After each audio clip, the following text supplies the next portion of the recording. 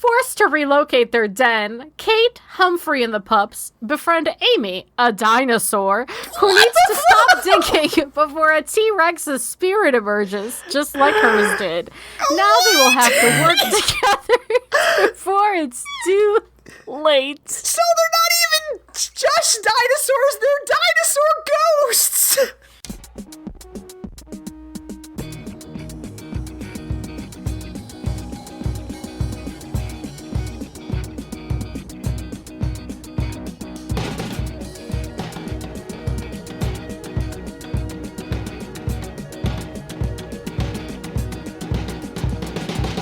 Welcome to Mortified, the Friendship Quest, a podcast where two long-distance friends bounce media recommendations, all in hopes the other will like it.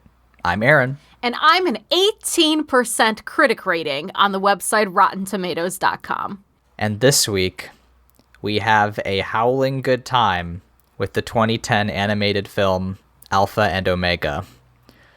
Before we talk about the Wolf Cast system, remember you can help us on Mortify the Legitimacy Quest by subscribing to us on YouTube, iTunes, or Spotify, signing up for our monthly newsletter through the link in our show notes, or following us on Twitter and Tumblr at MortifiedPod. Leyla. Aaron. Why are we doing this? Because my friend Minnie came to visit me over Thanksgiving break, and we had a little movie marathon where we went to watch some shitty movies, and we found this, and my jaw dropped to the floor about 10 minutes in, and I couldn't pick it back up for the next 72. That's pretty fair. Yeah, I had a similar experience earlier today when I watched it, and I was like, there's no fucking way that this movie exists. Normally here at Mortified, we don't like to take the tact of, like, we're going to shit all over something. We do like to watch bad movies, but, there comes a time in a podcast's life where you have to make a choice that's like, are we just going to be like, wow, this movie was fucking dog shit, or are we going to, try to figure out, like we did with Xenosaga 2, what worked, what didn't work, etc. What is the tack we're trying to take today? I think I'm just here for, as you said, a howling good time. All right. Well, without further ado, let me do the plot summary. Kate's your typical alpha wolf who doesn't have time for fun. She's got to slay that prey in order to keep her pack fed. But when she's arranged to marry the son of the Eastern wolves, whose howl just can't keep her satisfied, she wonders if there might be something wrong with her culture's caste system. Unfortunately, she does get abducted by park rangers while her nice guy associate Humphrey is negging her, and the two of them have to make it from Idaho to Canada before war breaks out over her disappearance. Also, she has a sister, Lily, who is in the Omega cast. Kate is in the Alpha cast, obviously.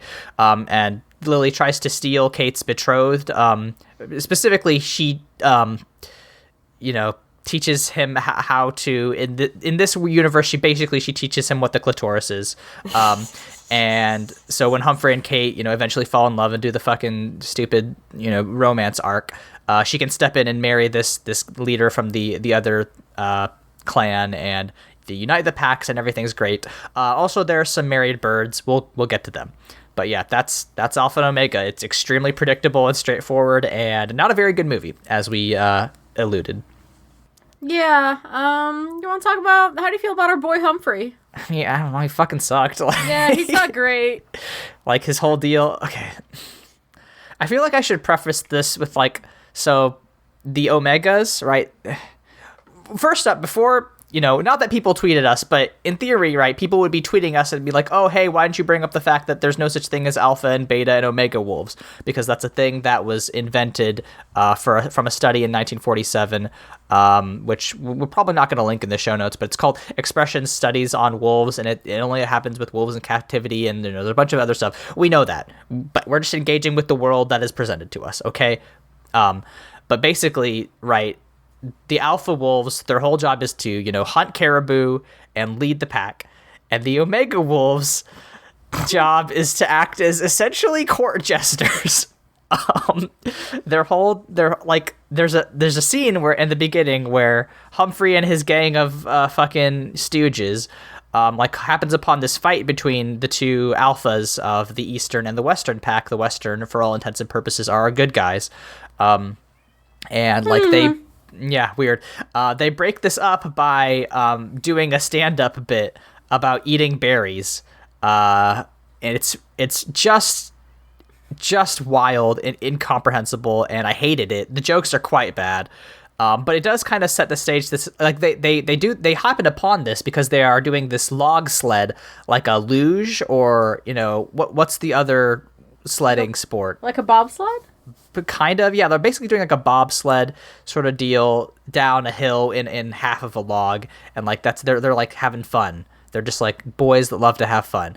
Anyway, that's what the Omegas do. Is they're just weird jokesters, but Humphrey has sights set above his social status. He's in love with Kate, played by fucking Hayden Panettiere of Kingdom Hearts fame. Fucking Kyrie's in this, but like, yeah, I mean, his whole romance with her is like, oh, she's really committed to her, her marriage with this other guy from the other clan, Garth, but like, he's like, despite that, I don't like him. I'm in love with her, so I'm just gonna keep doing these bad jokes and replying to her tweets until she falls in love with me. And it works to his credit, I guess. But I don't know. He just sucked. I didn't like any part of him as a character. I don't think he experienced any significant growth. Like his arc doesn't change. He's the same person at the beginning as he is at the end. So like, I don't like him. This is really an exploration of what would happen if the reply guy won. Like, what is the reply guy thinking when he's responding to tweets? And it's whatever is happening in this movie. I think particularly applicable if your reply guy is a furry. But no hate to furries, they're great patrons of the arts. We love furries. Pro furry podcast, we've said this before. Humphrey sucks. And here's the thing. There is this concept in improv. I forget what the name of the actual thing is, but like basically you don't want to be building your audience up for a joke.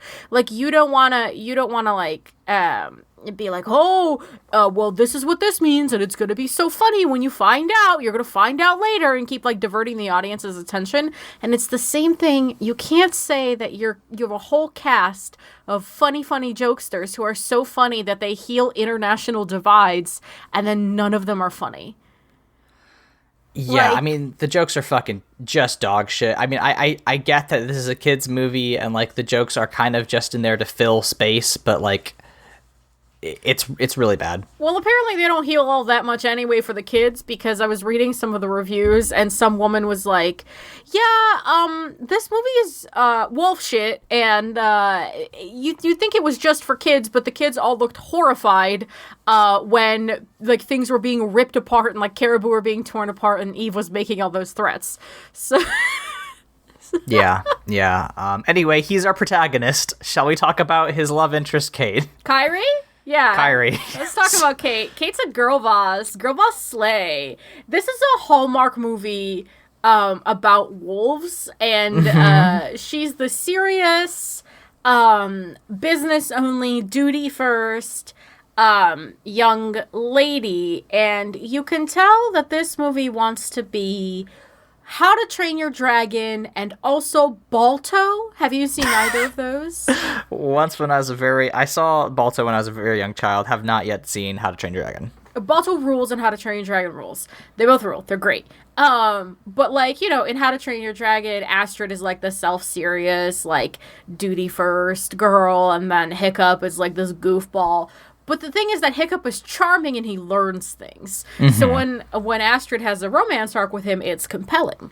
Correct. It's not, poor Kate is stuck with this goober after she got kidnapped from Canada and trafficked into the United States into a whole different type of ecology. There's a bunch of moments where like people are like, oh, you're here to, or the geese are like, you're here to repopulate, and Humphrey's like drooling, and Kate has to like ignore the workplace sexual harassment, like shut him up. Yeah, it's really cool. It's really cool that when the person you get kidnapped with is like, well, I guess we're kidnapped, we might as well fuck, and it's like, hey dog, maybe we should focus on not being kidnapped first, actually. Yeah, so I find it hard to talk about Kate because Kate didn't get to do anything other Much than like kidnapped. other characters played by Hayden Panettiere and properties covered by this podcast, not any agency. No whoopsie doops. She does. One thing Kate does do is that she could do the Sonic the Hedgehog spin roll, which is a wild bit of animation. Yeah, there's a lot of wild animation in this one. Lily is played by my girl Christina Ricci. What stuff is Christina Ricci being in? Christina Ricci plays in one of my favorite rom-coms, Penelope 2006, that everyone should see and watch and love. It's beautiful. Okay. It has not James McAvoy, the other one who looks like James McAvoy in it. Sure, yeah. Yeah. How do you feel about Lily? I like Lily a lot. Lily was, like, of the wolves, probably my favorite wolf. Like, her whole deal is just, like, showing, first we get set up that she's an Omega, and she's like, oh, I can't fight you, my sister, because I'm an Omega, and I'm weak, as is dictated by my blood. and later on, like, she seduces Garth. I mean, seduces implies intent. They fall in love. It's fine. It's the only romance in this that works for me. Oh, that's not true, but we'll get there. There's two that work that are not this. Yes, but like, I think that she does a pretty good job of being like, oh, hey, I'm a silly Omega, and my whole thing is doing turtle impressions. And, because of the consistency and simplicity and the understatedness of her performance, I was like, that's fine. I'll take it. It's a fucking oasis in this desert of a film. I liked Lily just fine. I liked her a lot. I like her silly emo hairstyle. It made me laugh. It's really good, especially when Garth makes her like brush it back and does the whole like tie your hair back or like let your hair down thing, except with this haircut. Stolen directly from The Incredibles. yeah, that's a very much Violet. Oh my lord. Yeah. They all do have hair, which is I think incredibly funny, and a lot of it is like mullety. Yeah, no, it's like wolves have manes, right? Sure. I don't know a shit about wolves. Maybe they do, but like it's a distinctive part of their body, and it's weird. Anyway, let's talk about their dads. They had a Brokeback Mountain summer at one point or another. Yeah, so there's Winston, the leader of the Western Wolves, and Kate's dad, and there's Tony, leader of the Eastern Wolves, and Garth's dad. Their whole deal is that they're setting their two kids up to, unite their clans or whatever. But they do very much have, like, one time we did, like, go fishing and explore each other's bodies in the cabin. And that's how Tony's fucking disc got busted. Literally broke his back, huh? Yeah, that's my fan theory. Okay, great, good. Thank you for that. I like that the bad guy is named Tony, and he's like kind of a mobster. Other than that, they're both completely fine. I mean, Winston kind of sucks because he's like, yeah, I totally told my daughter that I was gonna engage. I arranged for her to be married, and like she's standing in the background, and then when he turns around, he's like, uh-oh, and then she's like, no, it's fine, I get it. So like that. Just a wild choice again. You could have just set up from the beginning that she knew she had to get married to Garth, but again, you have to just a bunch of like plot threads that are just kind of woven in and out and never resolved, but whatever. Eve, on the other hand, fucking rules. Because what did she say? She said, I'm going to take your eyeballs and shove them down your throat so that you can watch me rip your carcass open with my claws. That shit rules. That was a fucking raw line. That was a great line in a film that was desperate for any sort of narrative heft. Yeah, I mean, she's like a weird, like, overbearing waspy type. I guess as much as a wolf from Canada can be a white Anglo-Saxon Protestant, but she was a wolf Anglo-Saxon Protestant. Ah, there we go. There's her episode title. You're right. But basically, yeah, I mean, like she it has a lot of high demands for her daughter, but is also very protective of Kate. Doesn't really care that much for Lily.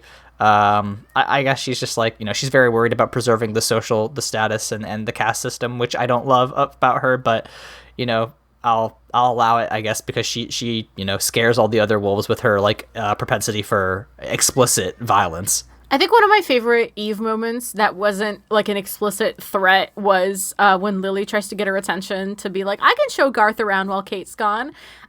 She just turns around, she goes, not now, honey, mommy's in a rage.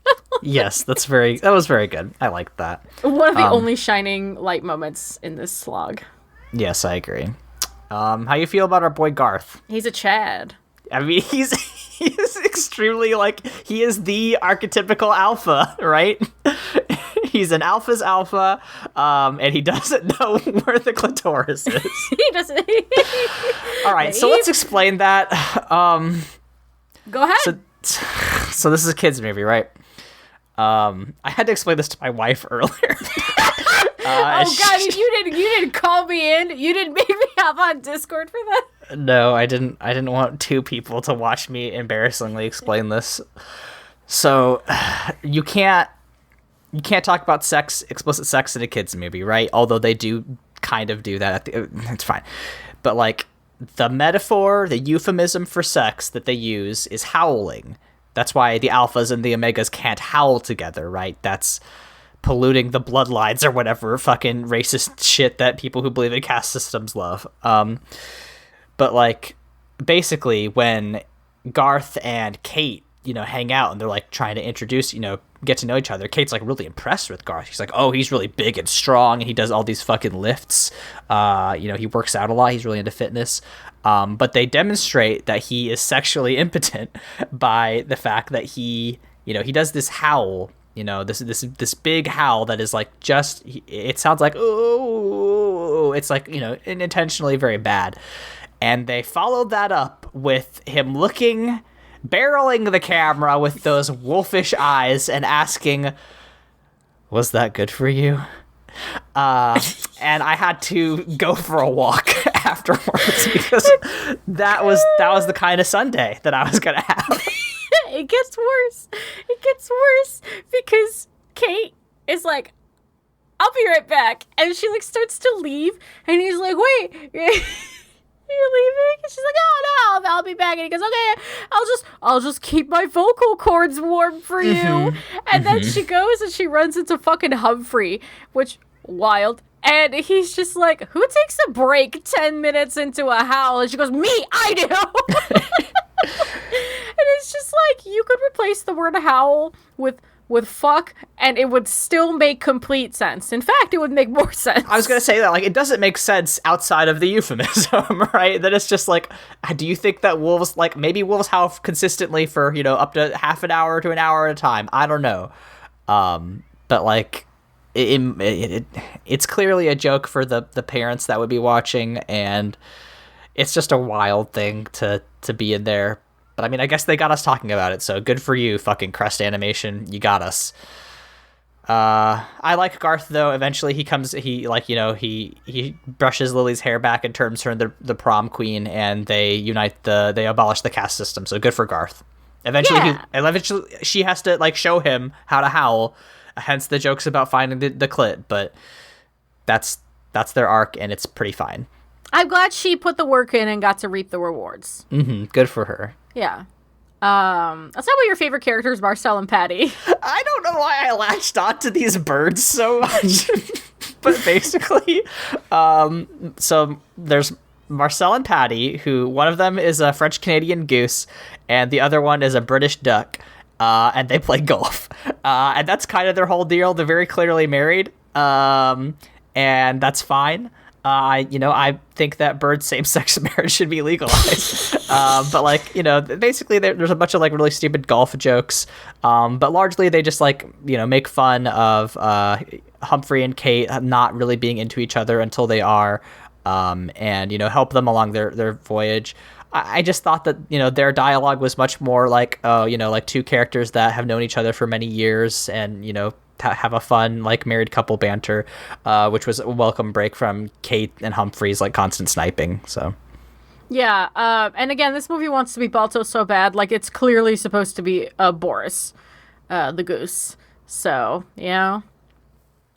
They did. Yep. The golf jokes were funny though, so it's all right. At the very end, they convinced the dad wolves to retire and go play golf with them, which is very fun.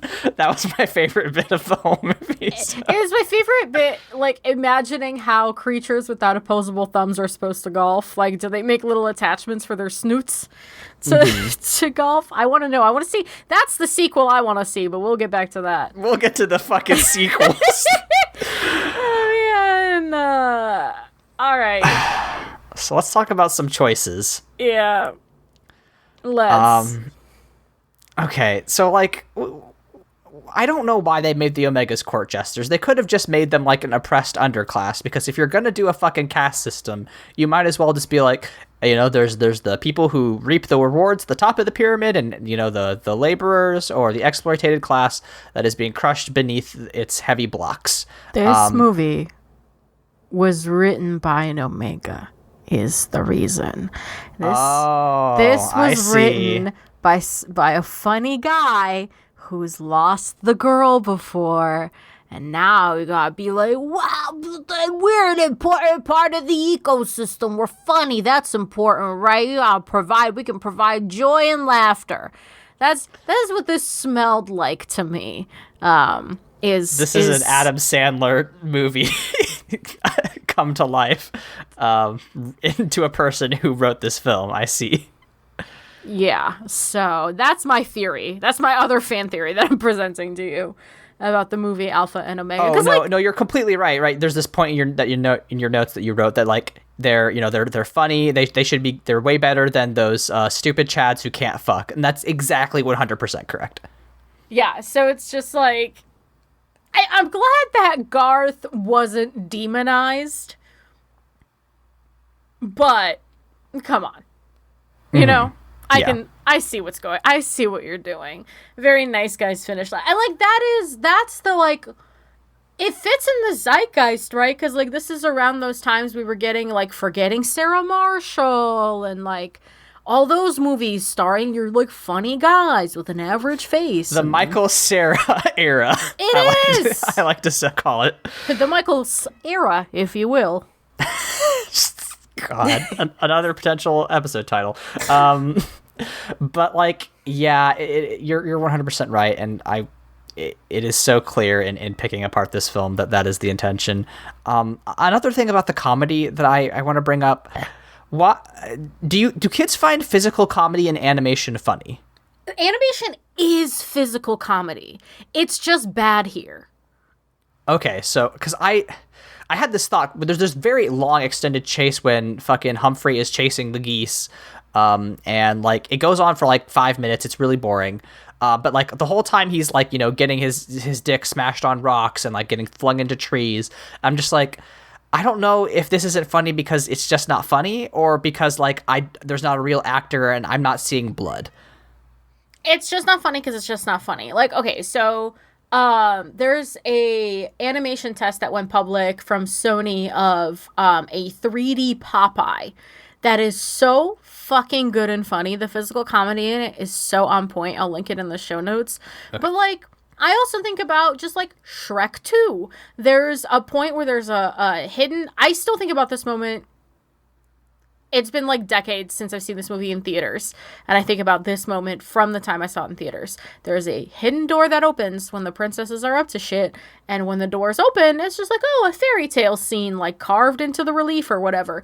When the door closed, the frog on the rock kisses the horse's ass. And I think that's very funny. So, like, animation is, for kids anyway, largely physical comedy. And it's just bad here. Yeah. I mean, I don't know that there's anything else to add on to that. I think you're 100% correct. We already talked about the howling a bit. So that means we get to talk about the librarian and the ex-biker. And I just have one question. Me and who? Me and who? Hey, any bikers listening to our podcast. So they're trying to escape from Idaho, right? And they are going to hitch a ride in this like couple's trailer. And like the the first thing that tipped me off that I was like, oh, they're doing something interesting here, is that like the trailer has like a bumper sticker that says librarians rule on it. And I was like, okay, that's interesting. And then like we see this guy with like, you know, this big park ranger with like big bulging muscles, and he goes and like his little old lady wife is just like, oh, hey baby, what's up? And it's just like they do a cute little dance sequence, and like because they are not trying to be anything besides just like a couple that's like in love, but it's funny because they're an odd couple, I found it really endearing. I don't know why. It wasn't like anything especially good. It was just like a weird character choice that I liked. And like, of course, their opposites attracts pairing is supposed to illustrate that Humphrey and Kate can, make their relationship work. A thing that you always want when you're looking for a life partner is to have to work at it and, make conscious efforts to mesh your personalities together. But like, I really like the librarian and the bikers. It's funny. Well, because I think in a movie that's trying so hard all the time, it's just nice to see something organic and, like, that's not trying that hard. Mm-hmm. I love these guys. I think they're great. I think their dance sequence was too long, but everything in this movie is too long. So, how dare I complain? And then, of course, the movie decides to, like, ruin the vibe it just set up with this endearing sequence with the fact that the joke of the next scene is that Humphrey really has to piss. Mm-hmm. Yeah, there's a lot of piss humor. He drinks his own piss at one point. It's really, really funny. And then they follow up this, like, he has to go pee. He finds a donut or a cupcake. Probably another great line in this is that, like, he reveals to the French goose that he blew it all for a cupcake, and the goose just responds, "What a ridiculous dessert." Which did do it for me. Again, when it's not trying, there's almost something there sometimes. Yeah, and I kind of want to zero in on that because, like, these like throwaway gags, these characters that aren't supposed to matter, like that's the stuff that worked for me, and then I was like, okay, this is like all right, this isn't bad. If the movie was mostly this, I'd say it's a pretty good movie. And I'm just like, I think I'm probably gonna write my next monthly essay about like dissecting bad media and pulling bits apart from it that work and like understanding why. Either within or without of context, like why those are important and useful elements of a media property. But like, did you have anything that stood out to you that you felt worked really well? No, I think this is a largely irredeemable attempt at a film. Because like when I sit there and I'm like, what worked for me was the fact that I found it insane. That my entertainment was all ironic. Because when I sit there and I try to workshop it in my head and I'm like, okay, how do you fix this? Like, how do you extract the bits that are good and then like make a better movie in the spirit of those bits? Like the whole thing fundamentally has to change because I'm like, fuck the caste system, make it a Romeo and Juliet thing, which already upends the entire premise of your motion picture film. So for me, the gay geese worked. The back disc thing worked for me. I thought that was funny. Yeah, it's very good. Yeah, but that's it, really. Yeah, I mean that's the thing is that like the problem with media is that it is always in context. It is always dependent on the stuff that it built earlier in itself. So, like, you don't get the gay geese without this whole wild setup. So, yeah, like, I don't know. I'll try to pick this apart in this essay that I'm thinking about writing. Maybe this will come to naught. But I do hope that I can find some way to talk about extracting, salvageable ideas or bits or something from irredeemable media. But that'll be a project for me sometime this week. Well, I have faith in you, first of all. But I think, you know what? Let's talk about what the creators of this film extracted in order to make 7 sequels. Yeah, so despite the fact that we think this movie is horseshit, there are a lot of direct-to-DVD movies that followed it. There sure are. Would you like to guess at the names of Kate and Humphrey's 3 kids? I will give you a hint. One of them is just straight up named Runt. One of them Cool. has a human name, and one of them is named an adjective. Okay, so we got Runt, a human name. I think that will be the... I assume there's 2 boys and a girl, so I'm guessing the human name is just like Jenny. And I think that the adjective is named... what's a thing that Humphrey does? I think... it's not like an adverb. It's a thing, a bad thing someone could be. Okay, misogynist. So misogynist, Jenny, and Runt. Yes. Close. Their names are Claudette, Stinky, and Runt. Stinky, of course. Stinky. Yes. Yeah, you want to name your son Stinky? Normal thing to name your firstborn son. Excellent. Cool. What holiday is this film about? I'm assuming Christmas. What's Correct. the title? What's the title of this one? It's a holiday adventure. Yes. Okay. So the second it's about one Christmas. is Okay. it is a Christmas special. Fuck it. Sure. I want to get to the interesting ones. Yeah. So, what? The next motion picture film is called Alpha and Omega 3: The Great Wolf Games. What do you think is the inciting incident of these here games? What was the inciting incident of the Olympics? I guess is the question. Like, is this some fucking Peloponnesian War shit? God.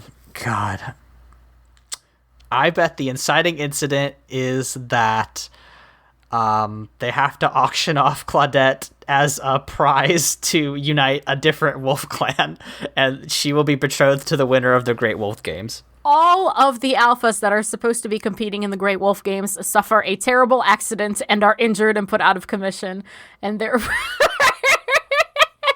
What? And then, good news, our favorite side character that we haven't brought up yet, the bear that has a personality, he comes back. I guess the bear puberty hasn't hit him yet, where he loses his humanity and becomes you stop being a person and a bear once you age 13 years old, and you lose the ability to speak, and you just become a bloodthirsty monster. It's fine. Great, good, excellent. Hold on. So the caste system still exists at this point. They haven't eliminated it. Yeah. They just abolished the rule that said alphas and omegas can't marry. Okay. Okay, so good. We haven't had any fundamental... We have had a small change to the society. I guess that's good. I guess that's progress. Fucking... What's our next holiday special? So this is the legend... Wait, this is not the Legend of Sawtooth Cave? This is Legend of Sawtooth Cave. And it's a holiday special. It's a holiday special. What holiday? And it's not Christmas. It's not Christmas.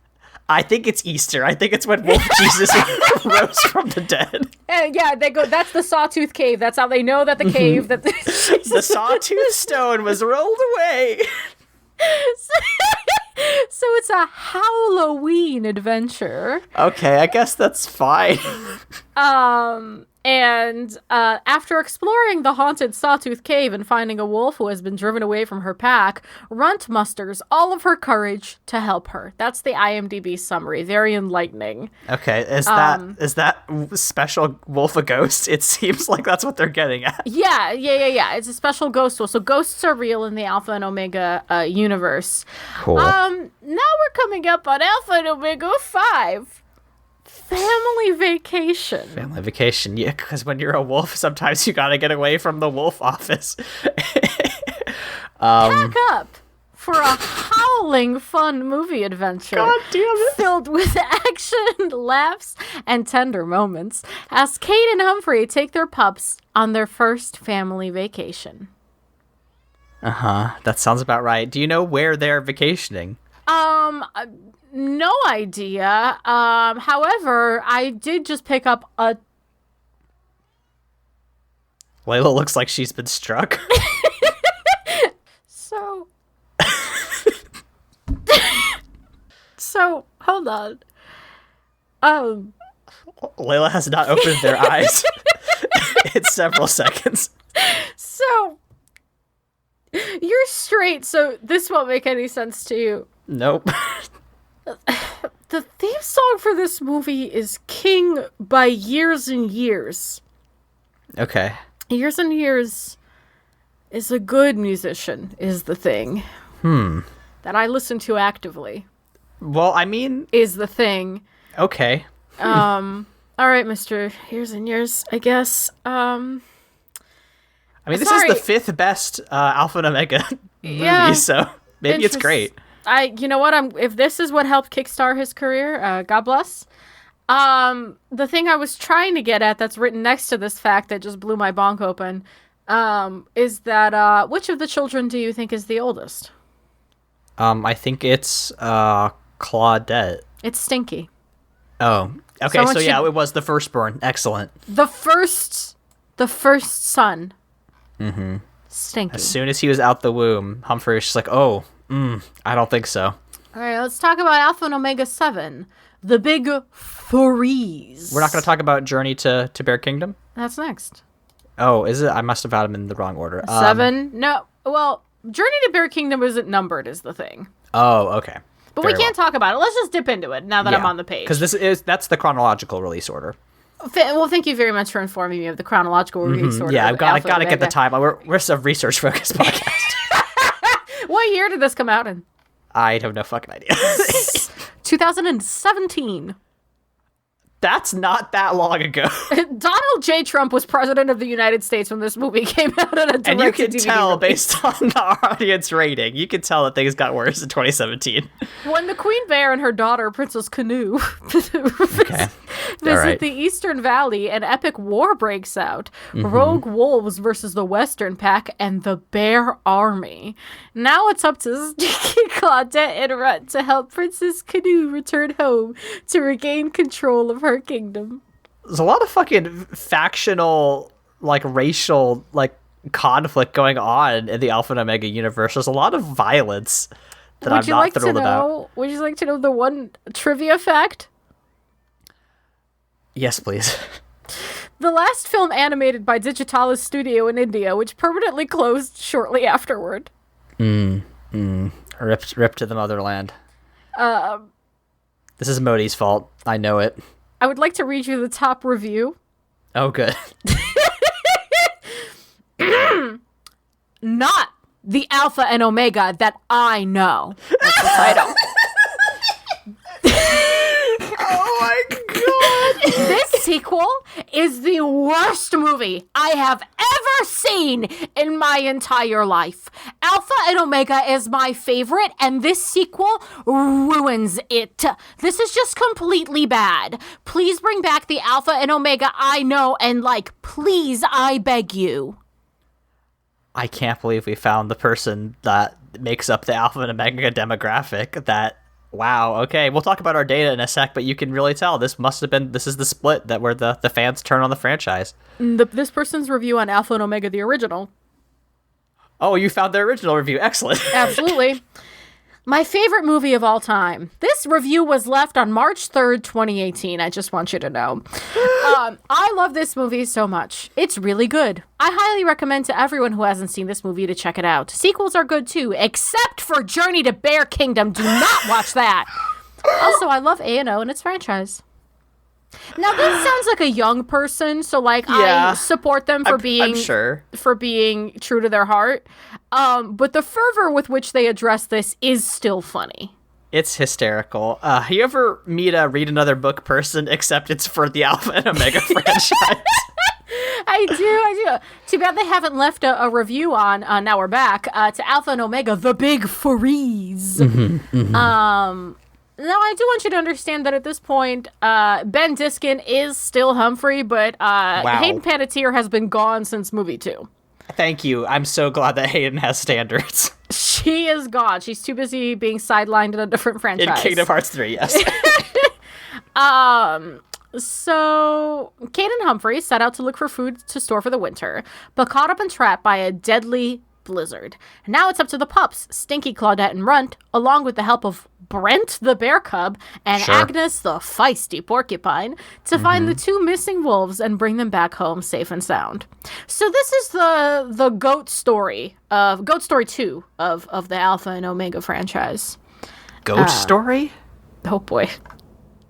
Yeah, that's a Czech children's film. I'll send you a video about it. We don't. Okay, thank you. But it's another movie where the parents go missing. Okay, sure. Yeah, so I don't have any thoughts on this one. It just is, you know. Yeah. Top review says left me ice cold. 1 out of 10 stars. Got him. Fucking hire this person for your writing team. For real, truly, and that's for FUR, for real. Yes, yeah, 100%. Yeah, so we've been alpha and omega pilled. This is terrible. I am a wolf girl. You do know that about me, right? Yeah, no, 100%. Okay, great. So now this is where I wanted to get to. This is the alpha, if you will, of the sequels. You know how if a franchise goes on for too long, they eventually have to go to space, right? This is the other aspect of that. Yeah, so let's talk about Alpha and Omega Dino digs. You may be asking, hey, doesn't the Alpha and Omega franchise take place in the modern day? And the answer to that would be yes. Forced to relocate their den, Kate, Humphrey, and the pups befriend Amy, a dinosaur, who needs to stop digging before a T-Rex's spirit emerges, just like hers did. Now they will have to work together before it's too late. So they're not even just dinosaurs, they're dinosaur ghosts! Yep. I can't believe this one got a fucking 3.5 on IMDb and a 1.3 on Rotten Tomatoes. This movie sounds like it fucking owns. So I do want to send you a couple of screenshots from our good friends at imdb.com. Oh my god. Here they come. Oh, Lord. There's no way that was in the actual movie. Oh. That's gotta be an animation rig. There's no way. I guess you know more about animation than me, but... Are you sure? Oh, wow. Yeah. Ooh, boy, oh boy. So, folks, for a movie that was made in the year of our Lord 2016, sure does look like a Windows screensaver from 2004. Which is not to shit on the artists doing this, it's to shit on the budget that they got to work with. Yeah, listen, animation is hard. Again, we are not trying to make fun of animators. They did probably need like 5 more people and maybe $5 million more to get this to look good. I would like to read you the trivia about this movie. Oh, please. It's not fully explained how Amy was able to remember everything that happened 65 million years ago. Yeah. You know, it's like how elephants never forget. It's probably the same principle. This was originally meant to be the 7th movie in the franchise. Oh, yeah, but they had to move it back because it would mess up the continuity. I understand. Absolutely. Production lasted for a year, which, folks, that's too short. You can tell, yeah. Folks... That's too short. But the original script for the movie was rewritten when Splash Entertainment was given the rights for the franchise. So not only did it not have enough time, it got rewritten in the middle. Yeah. So that's always a good sign. That's why it looks like a 2004 screensaver. I'm so sorry to anybody who worked on that film. Yeah, you deserve better. Pour one out. Wow. Yeah. Last fun fact. The dances sequences were originally not supposed to be in the movie. In the dinosaur movie? There's dance sequences. They weren't originally supposed to be in there. I guess not, huh? Well. So that's Dino Digs. You want to talk about your data? So halfway through watching Alpha and Omega, I got extremely, it felt like I was at the dentist getting my teeth cleaned because I could feel every terrible line in my bones. So I was like, I wonder what's going on. I look at the Wikipedia, look at the IMDb. I'm just like, oh shit, there's fucking 8 movies in this franchise. And because I like spreadsheets, I just started putting them and their IMDb ratings, into a little graph. And Leyla helpfully went onto Rotten Tomatoes and converted the audience score into a 10-point scale. So you can really judge the quality based on our data. So there's a pretty wide, there's a pretty consistent slope as far as the IMDb ratings go. Alpha and Omega starts at a 5.2, really hits a high point with Great Wolf Games and Legend of Sawtooth Cave with a 5.3, but after that, there's just a pretty steady decline, unfortunately. However, using Leyla's great data set, we could really start to see how the fan reaction changed as far as the franchise goes. Okay, so essentially what happens, right, is we start with Alpha and Omega. It's a 4.1, and it's pretty bad. But as Leyla pointed out, all of the fake fans get off at 1. And the fucking Ride or Dies come in for Holiday Adventure, and it's got a 6.4. I'm like, all right, that's a watchable movie. Great Wolf Games gets a 5.7. That's like, okay. It shoots up to 7.2 with The Legend of Sawtooth Cave, apparently a cinematic masterpiece. And then from there, Family Vacation does fine. It's like a 5.3. And then the last ones are all in the 2.5, 2.4 range, just fucking tanking the last 3. There's a huge decline as embodied in the spirit of that one commenter, really the death knell of the franchise. You hate to see it. Yeah, I think it's interesting that their review lined up with the last 3 movies being in the pits, as it were. Listen, that preteen knows her Alpha and Omega. Shoot, yeah, they were right. Like, truly, a precipitous drop between Family Vacation and Journey to Bear Kingdom. Sorry, excuse me. Yeah, just a disaster. Yeah. So that was fun with graphs. I'm sure all of you listening really care about the graphing that we did. But I thought it was a useful expenditure of our time. Leyla, do we have anything else for Alpha and Omega? No, but I would like you to post this graph when you post this episode on our tumblr.com. Yeah. Mortifiedpod.tumblr.com and Twitter. 100%. Mortifiedpod. Yeah. I think we should share our graph with the world. Yeah, no, people need to understand the hard science that we've done. Christ, the problem with this podcast, Leyla, is that when we don't like something, we talk about it for way too long. Hey, actually, hold on. That's not a problem with it at all, I think. Okay. I think that's a feature, not a bug. Mm-hmm. Here's what I'm going to say. Audience, listen to me. Tell your fucking friends about this podcast. If you get us popular enough that we get a Patreon, us watching Dino Digs will be on the table.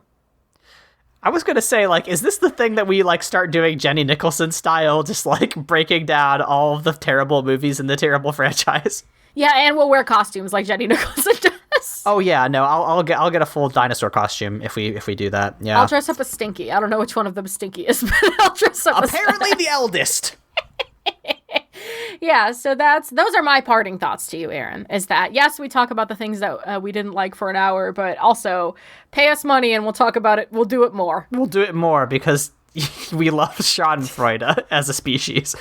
Leyla, when we are not inflicting psychic pain on each other in the form of a podcast, where else can we be found on the internet? You can find me at LEYLSCS on Twitter, Tumblr, and Instagram. I'm still playing Elden Ring, so I'm not talking that much. You can find me on Twitter at AaronSXL, where I tweet about tabletop RPGs and health policy. I also have a YouTube channel that's at AA Voigt, where I review tabletop games. And for Kingdom Hearts' 20th anniversary, I'll be reviewing Interstitial Our Hearts Intertwined, which is the premier Kingdom Hearts tabletop game. I also do another podcast with my friends, Michael and Josh. They're ex-evangelical siblings, and I'm an ex-Catholic. We do a podcast called Bible Boys. That's at The Bible Boys. We will be talking about the 2021 Eyes of Tammy Faye, which will be very interesting. So can't wait to share that with you all. So next week, speaking of the fact that it is Kingdom Hearts' 20th anniversary, we have a special treat for you, our dear listeners, which is to say that we're going to have a very special episode where we actually premiere our new show. on this here Mortified feed. So you guys are going to hear us and our good friend from the Bible Boys, Josh Green. You're going to hear us talk about Kingdom Hearts and our new show, Simple and Green, where Josh plays through Kingdom Hearts for the first time, and me and Aaron take turns guiding them through. So heads up on that. Yeah, it's much more comprehensible than our Kingdom Hearts standalone episodes. And I get to do a great Mickey Mouse voice, which is mainly the reason why I did that podcast. It is good. Our theme song is Obsolete by Keshko from the album Filmmakers Reference Kit Volume 2. You can find more of their music at keshko.bandcamp.com. Leyla. Aaron. So when... I had an idea for how to do this, but I've forgotten it. Aaron, if you can't fucking remember how to outro our goddamn podcast, I will shove your eyes down your throat so you can watch me tear your carcass open! Thank you. We'll see you all in 2 weeks.